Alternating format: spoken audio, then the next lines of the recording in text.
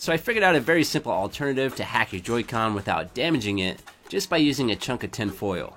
So I'm going to start by ripping off a small chunk of tin foil, maybe about 1/2 inch by 1/2 inch. Then I'm going to keep folding that in half until it ends up being about 1 millimeter wide by 1/2 inch long. So the distance between each pin on your Joy-Con is about 1/2 millimeter. So if we make this 1 millimeter wide, we'll be able to bridge 2 pins together.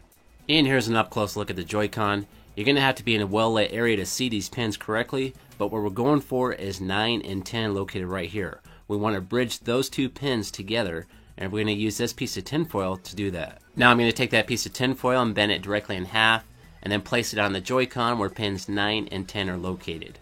And you want to make sure it's only coming in contact with pins 9 and 10. So it should look something like this. I've got that piece of tin foil, half of it's on the pins, and then half of it's underneath.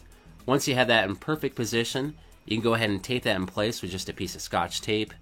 And the first couple times I tried this, I didn't even tape it in place. I just kept that Joy-Con nice and steady when I put it inside the slot, and it worked. But the tape will make things easier because it'll keep that piece of foil from moving. But you want to make sure you trim that piece of tape. You want to make sure none of the edges are overhanging that black area.